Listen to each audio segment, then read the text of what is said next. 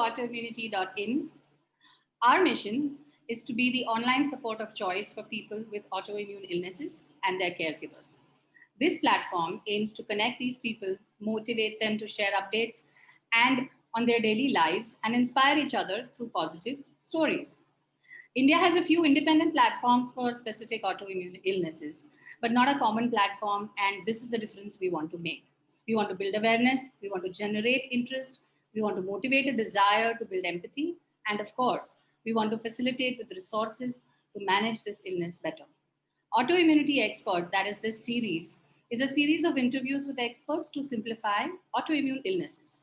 We are joined today by someone we have met earlier and someone who's very special to me and has been a champion in managing my autoimmune illness. We will be simplifying Hashimoto's thyroiditis today with Dr. Shalini Pandya. Dr. Shalini is an MBBS from Baroda Medical College and an MD in internal medicine from NHL Medical College, Ahmedabad. She has done her senior residency in Department of Endocrinology from SGPGI, which is the Sanjay Gandhi Postgraduate Institute in Lucknow. She was an assistant professor in PS Medical College, Anand, and today is a successful private practitioner for the last 20 years in Ahmedabad. In addition, she is also attached to Sterling Hospitals in Ahmedabad. She is greatly interested in related autoimmune diseases and aims to provide better care and quality of life to her patients. Hi, Dr. Shalini Pandya. Hi, Neetu. How are you? Happy Navratri. Happy Navratri. To begin with, we all claim to know a lot about thyroid issues in general. But Dr. Shalini, could you please tell us what Hashimoto's thyroiditis is and why is it called an autoimmune disease? So again, if we divide Hashimoto's thyroiditis into two parts, Hashimoto's is the name of the physician who actually coined the term. And thyroiditis is the inflammation of the thyroid gland. So way back in 1912, he noticed some goiter. Goiter is a swelling of thyroid gland in his patients, and these patients had hypothyroidism. Right. And he subsequently found out that this type of thyroiditis happens because of autoimmunity, because of antibodies, which are anti-TPO antibodies. And so the name came as Hashimoto's thyroiditis. So there is something called hyper and hypothyroiditis or hyperthyroid. What is the difference between this and the thyroiditis that we're discussing today? So what happens is in Hashimoto's thyroiditis itself, initially because of the autoimmune response, there is an inflammation of the thyroid gland. Inflammation means swelling of the thyroid glands, and initially you might get a transient phase of increased secretion of thyroid hormones. So that phase is called hyperthyroidism, and one need not treat that. We just give a symptomatic treatment, and subsequently, because the thyroid gland atrophies, that is, the swelling goes off and the thyroid gland stops functioning, the patient go into hypothyroidism, and that is when you actually start the treatment for thyroiditis, Hashimoto's thyroiditis. Okay. Now, if we want to differentiate between hyper and hypothyroidism, hyper, as the term says, is increased secretion of thyroid hormones, that is T3, T4. While in hypo, there would be a reduced secretion of the same hormones. So when there is an increased secretion, these patients will be thinner, leaner, excessive sweating will be there. They will lose hair. There would be increased heart rate. The whole body metabolism will be very high. They will have diarrhea, while in hypo, it's going to be the opposite of everything. These patients will have dry skin. They will be little dull. They will, if untreated, the heart rate will be less. There would be constipation, dry, scaly skin, loss of hair, irregular menstruation in females, puffiness of face, and increased weight gain. Right. So people will start looking like me. No, not necessarily. You are because of your tablets also, because of the drugs we are giving you. Yes. So, yeah. Does this type of thyroiditis affect generally only men or women also? Can you share some statistics about this in India? So as we know, in all autoimmune diseases, females unfortunately are affected more. Yes. And the same holds true for Hashimoto's thyroiditis also. The ratio is almost 10:1. for every 10 females, one male might get affected. So yeah, it is more in females, more in the age group beyond 45 to 60. So autoimmunity starts very early in life, but when it manifests is around 40 to 60 years of age. And the incidence would be somewhere around 10 to 11%. But if you see in there is a South Indian study in which they have found in the general population the prevalence of hypothyroidism per se, not exactly Hashimoto's thyroiditis, but hypothyroidism per se is almost 60% in postmenopausal females. That is almost beyond, if beyond 50, there is 60% incidence, which is very high. But fortunately, this is a very easy disease to treat. There is not much. It's very cheap disease to treat also, and patient do very well if they take the drugs regularly, so we need not worry about it so much. So, since we discussed that women are more prone to this thyroid disease, do we also what kind of should they be worried about passing it on to their family, and are there concerns about family planning also that gets involved? There are two aspects to it. First is family planning, if we start with that. So a patient who is hypothyroid can have a child easily, or maybe with the addition of some help from the gynecologist, with some drugs from the gynecologist, if the thyroid is very well controlled. If your hypothyroidism well controlled, you can easily bear children and have a normal pregnancy, and everything can go normally. So the idea is to just have a controlled, well controlled hypothyroidism. Second aspect is passing it on. So autoimmunity does tend to go to the kids. And for hypothyroidism and Hashimoto's thyroiditis, it's 20% actually. And per sibling also it is 20% chances. But apart from other, if we look into other autoimmune diseases, I feel this is the most benign of all. It is something that is very easily treatable, hardly one tablet, nothing great to do about it. So if you are well controlled, you do very well. Does this generally tend to show across patients with other autoimmune diseases? Does it get clubbed together? So my question is, typically, if a person already has another autoimmune disease, does he tend to be more prone to get thyroiditis? Yeah, definitely. So we usually see this autoimmune thyroiditis with type 1 diabetes, Yes. Addison's disease. Then these patients can later on go on to develop celiac disease, SLE, rheumatoid arthritis, vitiligo, pernicious anemia. So basically, these are all autoimmune diseases, which are all brother and sisters. Once you have one, your chances of getting another is almost 5 times more than the general population. It's not that each patient will get all the diseases. They might not get any of them, or they have more chances. That's it. So the idea is, once you diagnose this in patients, the idea is to tell that patient that be on watch for all these symptoms. If you get any of these, come back immediately. So we diagnose it early, we treat it early, and you do well. Absolutely. Now, you were talking about diagnosis. So are there any specific tests that one needs to do for Hashimoto's thyroiditis? So you actually do the thyroid function test, which is T3, T4, TSH. And if you are in hypothyroidism stage, your TSH is going to be high, T3, T4 are going to be low.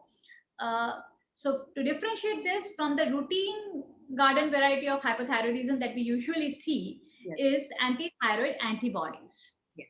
That is anti-TPO antibodies and anti-TG antibodies. Anti-TPO antibodies are almost positive in 90% of the cases. Yes. And you do this once only when you diagnose. The idea of categorizing the patients into thyroiditis or Hashimoto's thyroiditis is just to tell them subsequently the treatment is not going to change. The idea is to just tell them that you have autoimmunity and your chances of developing other autoimmune diseases are going to be greater. And so just be on watch. They are not going to happen tomorrow. They might happen in another 20, 30, 40 years, or they might not happen. That's the whole point. So you don't actually serially do these antibodies. You just do it for the diagnosis. Yes. And subsequently, see, these patients usually have a swelling of thyroid glands. So in some patient, if you're not very sure, you can go for an biopsy, so sonographic guided biopsy to see and to classify it. uh, Thyroid scan also can be done if the patient comes very early with hyperthyroidism stage, where the T3, T4 levels are high, and you're thinking whether this is routine hyperthyroidism, that is a Graves' disease, or if this is Hashimoto's. So Right. in those cases, in very little cases, we do actually do a thyroid scan, but most of the times the diagnosis is clinched by anti-TPO antibodies. Right. Thank you for clarifying that, because a lot of people tend to misunderstand this about thyroiditis, and sometimes there are innate fears that just come by thinking that because I've got this, I'm going to get everything else. So the clarification is that is just to identify it for you, to make sure that if you get treated properly and if diagnosed early, it's a very manageable disease. Uh, as far as managing this disease is concerned, Dr. Chalini, you briefly touched upon it earlier. So, a patient typically, what kind of treatment options does he have once he gets diagnosed? So basically, if which stage the patient comes in, that is when how you decide. So if the patient comes on early on and with transient hyperthyroidism, then you just help him symptomatically. So for the excessive sweating, tremors, you will give a beta blocker type of a drug, which your doctor will give you anyways. These patients might have little calcium deficiency. You give a calcium supplement with it, and you just counsel them. Basically, counseling is the main part of the initial phase, and then you serially keep on doing their thyroid function test over 2 months, and every 2 months. And once the patient goes into hypothyroidism, that is when the thyroid gland is not working and T3, T4 are not produced, you give them thyroxine, which everybody here now knows is altroxin, right? Altroxin, the brand name is, so all patients know about altroxin. So Right. you give that. It depends upon the body weight of the patient. According to that, you adjust the dose. In younger patient, you can just give the single dose and you start with off. In elderly patients, usually beyond 60 to 65 years of age, we start with a smaller dose and build up the dose because we don't want their heart to be affected immediately. Yes. And once you give that to the patient, it has to be the repeat TSH has to be done after 6 weeks only, because that is the time the drug will start its full effect. And then you serially do it and decide that this dose is right for this patient. That is it. The idea is to give this medicine at early morning, empty stomach, because that is the way it is absorbed best and it's most effective at that time. The another problem most patients do is many of these patients, because they have some dyspepsia, some heartburn in hypothyroidism, it's a symptom of hypothyroidism, and patients tend to take this, you know, pantoprazols and Diogenes and all that on their own without asking the doctor. So what they do is they club these two medicines together because both have to be taken empty stomach, and that medicine actually affects the levels of absorption of thyroxine. Yes. So whenever we tell the patient that wait for half an hour before you take any other medicine with the thyroxine tablet, or you eat food only after half an hour. Yes.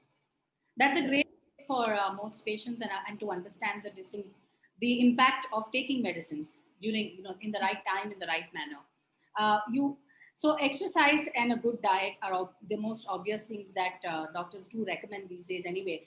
But just quickly to touch upon, what kind of a great impact does it have on a Hashimoto's patient? Exercise and diet. So there's no specific diet for hypothyroidism, but as we tell for everyone, less oil. So because these patients usually have associated cholesterol levels which are high, and you don't want them to go beyond certain limit, and so you ask them to take less oil, cheese, butter, and fatty food. Apart from that, actually, it doesn't help. So what we found initially was the garden variety of hypothyroidism happens in iodine deficient areas, Mm. while Hashimoto's thyroiditis is common in iodine sufficient areas. Mm. But that doesn't mean we are having now iodized salt, which is actually good, and we should all be taking that one. Uh, Apart from that, I think dietary doesn't help much. Exercise, anyway, I believe exercise, whether you have thyroid, you don't have any disease, you just need to exercise the way you brush your teeth. It has to be half an hour to 45 minutes daily. That should be a way of life for all of us. So that it will help, because hypothyroids usually tend to gain weight. If they continue doing that, actually it's going to help them. Right. Any new developments that you can share with us, in this space? So there are 2 3 things. Before I go to that, I would just want to stress on one more thing. The patients who require more than 200 micrograms of thyroxine tablet or altroxin tablet, there are 3 4 reasons for it. First is either they are not taking it regularly. Second is they are taking associated tablets with it. The way I told you, Yes. the acid tablets, then anti epileptic tablets. So all these actually affect their absorption. So preferably, if you are taking more than 200 mic, or third thing is you can have celiac disease, malabsorption syndrome. So if any of these you already, if you are taking more than 200, go back to your doctor and ask him why. Either it is a drug interaction, or the patient has malabsorption or a celiac disease. For your future, there is a company which came off with 700 micrograms of tablet, and usually the dose comes around 100 to 125 micrograms for each of the patient. So what they started advocating, and there were certain studies for it also in last 1 year only, where they say you take it once a week. So you take your full dose, a single tablet of 700 micrograms on a weekend, and then you forget about it. So this, I think, is helpful only in those patients who are very well controlled on 100 microgram, and they are smart enough to remember that they are supposed to take it on Saturdays. Otherwise, it makes more sense to take it daily, anti-stomach, and it's easier for your doc to adjust level tablet dosage also, because you just have a 700 microgram. If your dose is 125, it's going to be a problem. Yes. So I think apart from that, there's not much into future, because this is just a deficiency of thyroid hormone, and we are just supplementing you with that. So at present, we don't have any other futuristic things coming up in this. You know how patients typically like to make a hue and cry about maybe a very simple illness that may not necessarily need to be so scared about. Could you share some, famous people's names who are living very positively with this illness as a, part of their life? It becomes a real illness then. Yeah, yeah. And I think hypothyroidism is so common that every third, fourth patient in my OPD has it now. But apart from that, if you go for Indian celebrities, I think Sonam Kapoor, and you can actually think she's so thin with hypothyroid. So people can be thin and have hypothyroidism. Shabana Azmi, uh, then there's Juhi Chawla, Poonam Dhillon. These are the heroines who have it and are doing well in their cases. Internationally, I think Hillary Clinton. She is a hypothyroid, and then there is Zayn Malik's wife, Gigi Hadid. She is a supermodel, right? And she actually came out with this last year only, I think 6 months back, because lots of body shaming was going around her. Yes. And she came out and said she has Hashimoto's thyroiditis, and that is the cause for her little weight gain that she has. I don't think she has any weight, but then that's how the business is. The entertainment business is like that. Yes. Apart from that, I think most of my patients are doing well. They don't actually care much about hypothyroidism. Once I explain them and it's well controlled, I think most of them are doing well. So not a stigma anymore. Yeah. So celebrities, as well as people in the entertainment industry, people who rely on good looks, all of these people are successfully have adapted this in their life, and just by monitoring it well and managing it, they are able to live their life to the maximum. So that's a great motivation for people who are watching this video. We have understood the medical side of Hashimoto's thyroiditis. Now, let's understand a bit more on the human side. I understand, Dr. Shalini, you have always encouraged patients to talk about their issues, and you also help us with a lot of counseling yourself when we come to you with certain issues that we may have. What is your opinion on this whole being able to talk about your autoimmune illnesses? I think this is a very good forum. I would say it should be more interactive. it should go live. So people can actually ask the questions they want to. Right. We just try to answer most of them, or I think you can, if I can say it in this forum just now, you can, advertise it earlier, a week earlier, and ask for them to give you the questions if they want some, or we go live. Right. At least last 5 minutes or 10 minutes should be where the patients can interactively ask questions. Because you So are really an advocate for people to be able to speak about their issues right. and reach out to whether it's through counseling or whether it's through an online forum. I have always appreciated that you encourage this. Any particular patient story that you may have quickly to be able to share, who's living very successfully with their Hashimoto's thyroiditis? You, first one. I'm sorry I disclosed the diagnosis, but I think there are many. Yeah. I think most of the patients are doing well. They're all routine females and maybe in 40s, 50s, professors, teachers, MBAs, and it doesn't matter to them. Once you explain to them this is one thing that is being made in my body and it's not being made in your body.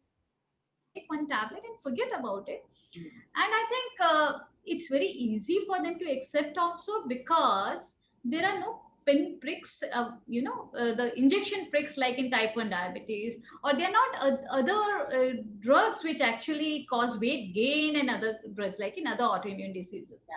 For them, it is the moment I tell them, you will lose another 4-5 kgs once I give you thyroxine and your weight will come under control. They're actually happy about it. And I think that is one of the very motivating factor that most of them actually continue their medication. Yeah. When I tell them your skin will become better, you will have weight loss, and your hair will become better, and that is a huge motivation factor for most of the females, I think. So it's very easy for me to counsel these patients, and all of them, they are doing fine. And most of them have actually reduced weight. That is what we expect in when you treat hypothyroidism. So that is a part and parcel of the disease itself. Yeah. So it's it's great to know, and it's very heartwarming to know that this illness can be easily managed by physicians like yourself. To wind up our session today, I'd like to thank you sincerely for your time and interest to be a part of our journey. You have always been my champion, and you continue to be so. I hope that we can collaborate again in the near future. For everyone watching this video, don't forget to like and subscribe to our channel. Please reach out to us and let us know what other topics you would like us to cover. For more information, you can obviously go on our website, which is autoimmunity.in. You can join our community, like Dr. Shalini mentioned earlier, which is on Facebook at Autoimmunity Connects. You can share your updates, meet others like you, and inspire others with your journey. Thank you very much for your time, Dr. Shalini. Thank you, Neetu.